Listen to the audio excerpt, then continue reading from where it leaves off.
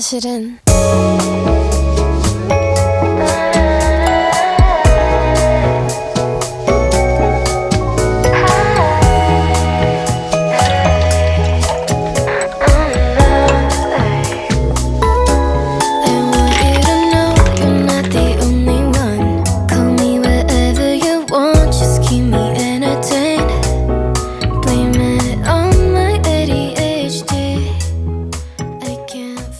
Hi guys, what is up and welcome back to my channel. Welcome if you're new here. If you're not new here, thank you so much for coming back. I really do appreciate it. And if you are new, hello and welcome to my little corner of the internet. My name is Ella. I am 27. I live in Adelaide, South Australia with my husband and our almost 1-year-old Cocker Spaniel, which I cannot believe Mabel is almost 1. Not only do I do a lot of lifestyle content and vlogs, but I also talk about all things money and personal finance. I love talking about money. It's one of my guilty pleasures. And I hope that by me sharing my own financial journey in the most honest and transparent way, that it will open up that conversation, make money less of a taboo topic, especially for women in their 20s. I'm all about empowerment, taking control of your finances. Money is not talked about enough, especially when you're in school, and that's for very good reason. A lot of businesses and institutes profit off our lack of knowledge. So I'm here to put a stop to it. I'm not a financial expert in any way, shape or form. This is not financial advice, but I think just opening up that conversation, seeing how different people manage their money, talking about your financial goals, like that in and of itself is so motivating. I love watching that kind of content. I love making that kind of content. And I really felt like sitting down today and just having a good old chat. Like a couple of friends over a glass of wine or a cup of coffee, whatever your beverage of choice is. I've got my laptop here. This is gonna be super casual. I'm literally sitting on my bedroom floor. It's giving Trisha Paytas. We're gonna check in. It's a bit of a mid-month money check-in. I've done a couple of videos like this before on my channel, but it's never been a consistent thing. So let me know if you guys want to see these videos every single month, like halfway through the month, checking in on our budget, seeing how we're tracking for the month, making any adjustments we might need to, and just going overall a little bit more in depth about certain topics that I don't have the time to in my monthly resets. There's only so much I can cram into a 30-minute video, and there's certain things and topics that I want to go into a little bit more detail about. So that's what we're going to do today. I'm going to talk through my best and worst purchase so far this month. I also want to touch on my business income and my plans with that. This is my first full month being fully self-employed, which is crazy. Also talk about our financial goals and our emergency fund as well, and how we kind of calculate that, any changes that we might need to make now that I am fully self-employed. So lots of topics to discuss, and I'm just getting a call from an unknown number, which I will not be answering. Thank you so much. Really just an excuse to check in, have a bit of a chat. Maybe you guys can do the same as well. I actually have a lot of transactions I need to input from the weekend as well to my budget. We had quite a expensive weekend. But before we get into it, I thought I would talk through my best and worst purchase so far this month. I'm going to start with the worst because I feel like I just need to get this off my chest. I'm really, really annoyed, mostly at myself, but also just like at the world. Worst purchase this month was a fine. We're criminals, guys. We are criminals. We received a letter in the mail the other day from our local council advising us that we had done something very naughty and had let our dog off when she shouldn't have been. Which, in my defense, I feel like I need to bring Nick in, my attorney.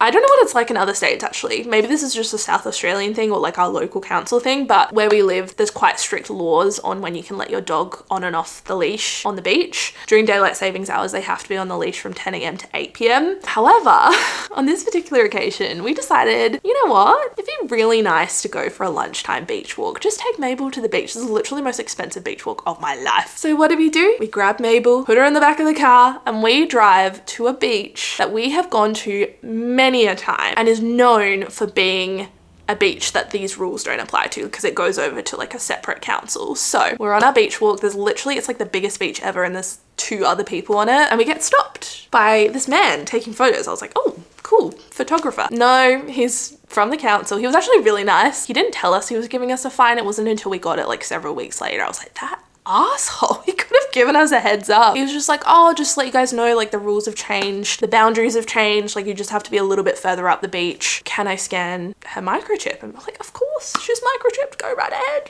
No stress, no worries. Like, sorry, had no idea. Put her immediately back on the leash. At this point, we'd literally been on our walk for like 2 minutes. Several weeks later, open up the letterbox. What do you know? A $300 fine for letting her off. And I get it, like I do get it. It's for the safety of others, even though there's no one else on the beach. But we are rule followers. Nick, he's a lawyer. He stands by the law. He's literally the most people pleaser, goody two shoes, like would never do anything even remotely wrong. We go for daily beach walks and we always make sure that she's on the lead by 10 a.m. Like we are such rule followers. So to be pulled up and fined for a rule that we actively follow and had no idea that the rules had changed, I think the most frustrating part is we thought we were doing the right thing. It's not like we had just gone to our regular beach and had just let her off willy-nilly and had been like, oh, the rules don't apply to us. Like we had specifically gone 10 minutes down the road to this specific beach where we thought it was okay to let her off and we were still pinged for it. It's just annoying. It just feels like $300 down the train. Not even it was like $312. So that's our worst purchase this month. I'm really annoyed about it, but it is what it is. There's no point dwelling on it. It's a lesson learnt. And then in terms of our best purchase this month, that would definitely have to be seeing a show at the Adelaide Fringe. Went to see a Shrek burlesque show, which was actually one of my goals, was to go to the Fringe before it finished. We went this past weekend for one of our friends' birthdays. It was so fun. Spending time with our friends and doing anything social is one area that I will never feel guilty for spending money on. I think it's so important to maintain those friendships and to have those circles. Obviously, you don't always have to spend money to do that, but as you get older, it's so much harder to find time to come together and do anything social. And so when we do get those opportunities, I think it's really important to embrace them, enjoy them, not feel guilty about it, and just find room in our budget to do that. So I do have some transactions that I need to input on my transaction tracker from this past weekend. We did spend a fair bit of money. Obviously went and saw the show, we bought drinks, we ate out, like got Ubers. Like it adds up quite fast, especially for two people, because my husband and I do share all of our finances. I'm gonna input that and maybe make some adjustments to our overall monthly budget, because obviously I wasn't expecting a $300 fine. Oh. So here is my budget. I use the yearly 2.0 spreadsheet from CoPlenty, which I always have linked down below on every video, along with my discount code if you guys ever want to buy it yourself. It has an annual dashboard, which is really cool to see the full breakdown of all of your expenses across the year, and then also monthly tabs as well. So this is our March budget, which we set at the beginning of this month. Bills wise, everything has pretty much been paid for. I've transferred the exact amounts to our bills account, so that's covered. I might need to make some adjustments on these amounts next month, just because I feel like our electricity bill is going to be more this quarter. So I might have to make an adjustment on that. Subscriptions have pretty much all come out. And then in terms of our general expenses, this is as of Friday was the last time I input any of my transactions. I'm pretty sure 15th. So pretty much halfway through the month. We have so far only spent $1,189.29. So almost exactly half of our budgeted money has been spent at the halfway point. So this, to me, shows that our budget is pretty much on point. However, we still have our fine to pay, and I haven't input any of our transactions from this weekend, and we had quite an expensive weekend. Like I'm pretty sure we blew like $500 if I remember correctly.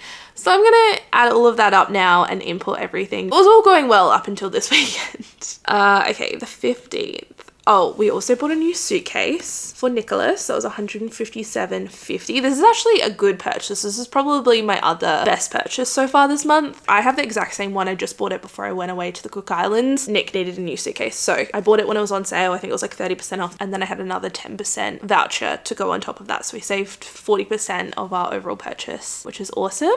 16th, this is where it gets a little hairy. So we spent $34 eating out. We went to this new place called Pinko Deli, and then we went and got a little sweet treat from Jenny's. That was eating out as well. We spent $16.71 on rideshare for the weekend, and then we spent $117 total on drinks for the night. I'm going to categorize this as social. I do have a category for alcohol, but this was social drinking. We were only drinking because it was part of a social event, whereas I feel like alcohol is us going and buying a bottle of wine from the bottle-o. That's how I differentiate it in my head, at least. That's what makes the most sense. So social drinking, I'll just say drinks. We also spent $34 on food. And then the next day we got Uber Eats because we were too intoxicated to drive anywhere. This is where it's really interesting seeing how much drinking affects your overall budget, because not only do you have to actually buy the alcohol, but also not being able to drive, so having to do rideshare, and then being hungover, so needing a little pick-me-up, a little takeaway or something. It's so interesting. I mean, it's not like we do it that often, but it's interesting how much you can so easily spend. Then on Sunday, we continued to spend money. We were just feeling a little of this, a little bit of that. We went to the city because I needed to buy a dress for my friend's wedding next month. It's coming up in like literally 3 weeks. So I spent $219.99 on that, which I know some people are going to think is a ridiculous amount of money to spend. I mean, it is. That's a lot of money, but it was from Forever New. I've had a couple of dresses from them before and I love the quality. The quality, it just lasts. Like, I'm trying to get more comfortable with investing in pieces, especially if I'm going to get a lot of wear out of it. I'm not afraid to rewear something. If I like it and I wear it, the cost per wear, when you break it down, actually works out to be a lot better. Then I also had to get a new bra because mine are like literally falling apart. I just bought one for now. Okay, so that was this past weekend. So let's see how this affects everything else. So that gives us only $492.37 left to spend to keep within our budget for the entire month. So we've still got like 2 weeks left in the month. So we might need to make a few changes here. And I also need to add our fine because I still haven't paid for that. So we've definitely overspent. We've overspent already on takeaway, so we'll have to tighten that up. We spent a little bit more on rideshare, but that's fine. Clothing went way over. We spent $345.17. I knew I needed a new bra and I knew I would probably have to buy a dress. I just completely forgot about it when I did our budgets. That's just poor budgeting on my behalf, poor memory. But otherwise, not too bad. Travel, that was like an unexpected cost, I guess, was buying the suitcase, but it's a need. And in terms of everything else, like groceries we're on track with. We've only spent $253 so far this month. We have already paid for our mortgage, or like half of our mortgage. I've transferred $1,500 for the second half, and we paid $500 towards our car loan. So that gives us $115.44 left to spend until our next payday. I think what I'm going to do is pay myself a little bit early. I put my payday as the 20th of March, but I'm going to change it to the 18th. And pay myself a little bit earlier so I can pay for that fine. I'm also going to pay myself a little bit more just to cover for that expense. So I think I'm gonna give myself $1,500. This is actually my first self-employed paycheck, which is super exciting. I feel like I need to pop some champagne or something. Like, I'm paying myself. It's so crazy. Prior to this, if you guys are new around here, I worked a part-time job 3 days a week as a travel agent. Most of what I made from social media after taxes and deductions of business expenses, I would pay myself. So that money would go straight towards savings, debt payoff, anything else. Now that this is my only source of income, I'm trying to manage my cash flow as best as I can and try and keep a sense of consistency and structure to my finances, because there is nothing structured or consistent about social media or just being self-employed in general. So I'm just trying to create that consistency myself. Even though I might have made more than $1,500 in the last 2 weeks, I'm not going to pay myself more than that because, one, I don't want to give into lifestyle creep too much, and two, I don't know what the next 2 weeks are going to bring, or the next couple of months, or the next year. So just managing expectations, managing, I think it's a cash flow thing more than anything. So that's kind of what we're doing. Between $1,400 and $1,500 is the amount I settled on, just going off of what I made from my part-time job. That's pretty much what I made every 2 weeks. In saying that though, I will probably increase this because the only reason I worked a part-time job rather than full-time is because I made extra from social media. So that is that. That is how we are tracking for March. So I paid myself the $1,500, just that little bit extra so I can cover for that fine. And yeah, we're going to try and continue to have a lower spend month, see if we can stick to our budget as best as we can. I'm not going to change any of the categories actually, just because like nothing really needs to be changed. We have gone over, but I also didn't budget for those things very well. So yeah. We will leave it as that and then report back at the end of the month and see how we went. We only have $492 left to spend for the next 2 weeks. So we'll see how we go. Yeah, this is kind of how we're looking. 59.5% towards debt so far. So that's our mortgage and our car loan, which is really good to see. 27.5% towards expenses, 12.4% on bills, and then 0.6% on subscriptions. I also wanted to talk through my financial goals. This is the next day, in case you couldn't already tell. Outfit change. My camera decided to die and I wasn't done talking. Yeah, I wanted to talk through my current financial goals. I set these at the beginning of 2024. If you guys watched my reset video, I set 5 financial goals. The first one we've already managed to tick off, which was to save $12,000 for our US trip. I had a really incredible month the first month of this year, and so we managed to do that quite quickly. That was a Q1 goal, and now we're moving on and focusing on the next. Second goal is to pay off our car loan, which we are still very much chugging along with. We took out our loan 12 months ago now. It was the end of March last year, and at that time, that's just what made the most sense to us, was to take out a loan, even though we had the money sitting in the bank and we could have paid for it outright. It was literally like every dollar to our name, and at that point we were a month away from moving into this house. We were also paying for rent and a mortgage at the same time, and then our car died. It was also in a time where the secondhand car market was atrocious, and it was almost as much to buy a secondhand car than it was to buy brand new. I don't know what it's like right now. That was the kind of predicament we were in, so we decided to take out a loan. We took out a 7-year loan at 5.89%, which is 7 years I wouldn't recommend unless you know that you can pay it off quicker than that. Obviously it's a depreciating asset. Like 7 years is a long time to pay off a car loan. We chose 7 years because we wanted to keep our monthly minimum repayments as low as possible. Just in the off chance anything happened financially. I'd gone through a couple of job losses and just different work situations, so you really just never know what's going to happen. But I made sure I did my research, and we took out a loan that has no early exit fees and no like admin fees. So that does mean that we can pay it off as quickly as possible, which is what we've been doing for the last 12 months. I don't think I've ever told you guys what our actual loan is, so allow me to divulge. When we bought our car, we paid $15,000 of our own money towards it, and then we took out a $30,000 car loan plus $250 application fee, so like $30,250 was our starting balance. Since then, we have paid off over 50%. Our current balance is $13,635, so we paid off like well over $16,000,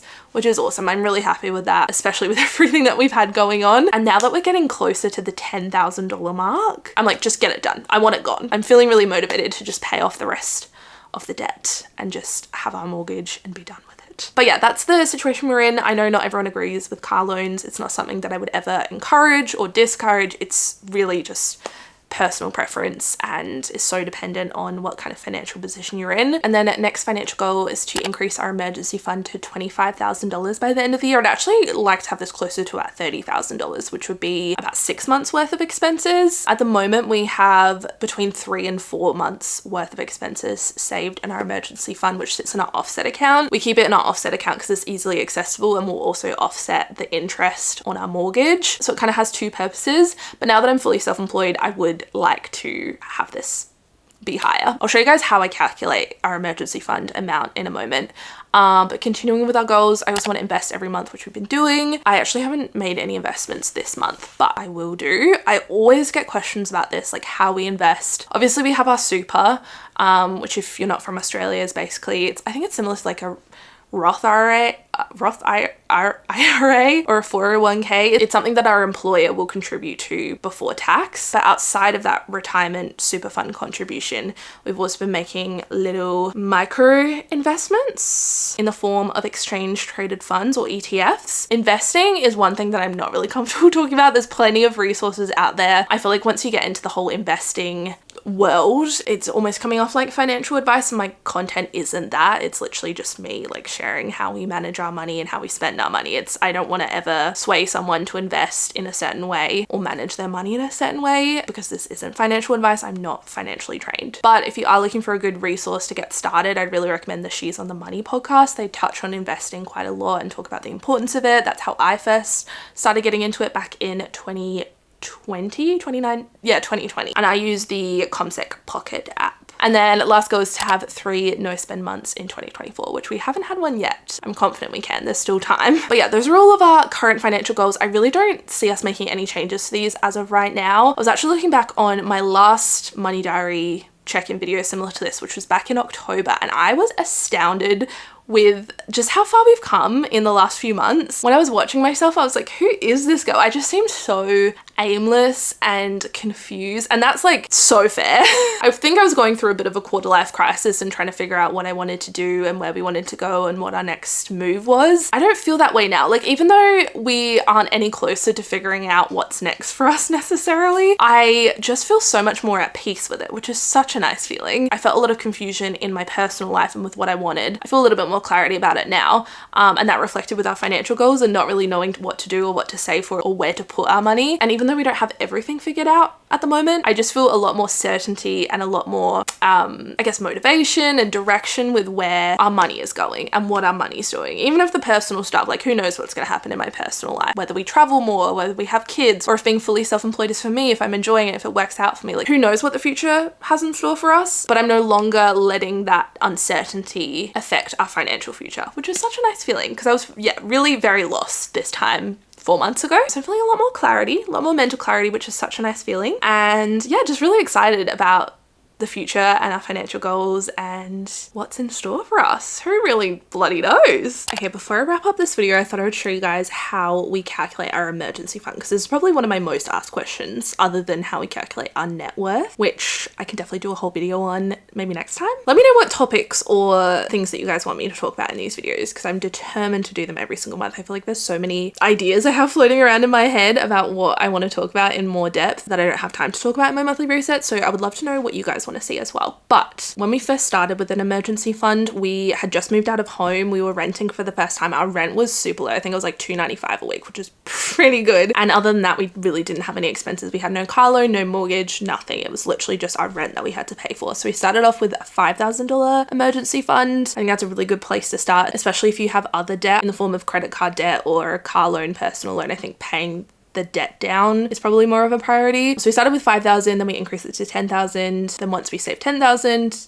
became 15,000. Now that our fixed expenses are quite high, we've pivoted into a monthly emergency fund. So again, starting off with 3 months worth of expenses, now moving into 4 months, 5 months, and eventually I'd love to have 6 months worth of our fixed expenses saved. So if anything were to happen, not even from like a job loss perspective, because that's one thing, but also if anything were to happen to our car, or if there was an emergency vet bill or something happened to the house, like that money is sitting there. So it's for emergency expenses like that, just unexpected costs that pop up that we're not prepared for. And obviously that amount is going to vary depending on your situation. For us, I think 6 months is a comfortable amount that I feel comfortable with having in our emergency funds. And this is how we calculate it. It's really quite easy. So obviously our main fixed expense is our mortgage. We want to make sure that we can still pay for that. So one part is $283, and then the other part I'll just round up and say $1,840. Our minimum monthly repayment on our car loan is $440. So I'll just go with the minimum amount for this purpose. And then scoot over to our bills. We spend about $883 plus also setting aside money for groceries, because you still gotta eat. So I will budget $500. That is an amount that I know, like if push came to shove and we were just living off one income, we could decrease our grocery budget to $500 a month, like we've done it before. And then we'll say $100 for petrol. That brings us to a total of $5,847 per month for our fixed costs, which is quite high. Then all you gotta do is times that by 6, which is $35,082. So just to cover for the bare minimum, just to keep us going for 6 months, we would have to save $35,000. And that's what we're aiming towards. At the moment, we have about 4 months worth of expenses. So we're just trying to slowly contribute to that to bring it up to the $35,000 by the end of the year, whilst also simultaneously paying off our debt as quickly as possible as well. But yeah, that's how we've calculated our emergency fund. Hopefully that made sense to you guys. I think I'm gonna wrap up this video here just because I feel like I've been talking for an awfully long time, but this has been so fun. Hopefully you guys enjoyed this more chatty, sit down style money talk video. Again, let me know what topics or things you guys want me to talk about in future money diary videos, because I really enjoy making these. I would also love to know in the comments what you guys are currently working towards, whether it's debt payoff, getting ahead on your mortgage, or just like trying to stay afloat. I know with interest rates and just the rising cost of living, sometimes just getting by is literally all you can do. So sending all my love to all of you out there, whatever you're working towards right now. I love you guys so much. Thank you so much for watching, and I'll see you very, very soon for another video. Bye guys.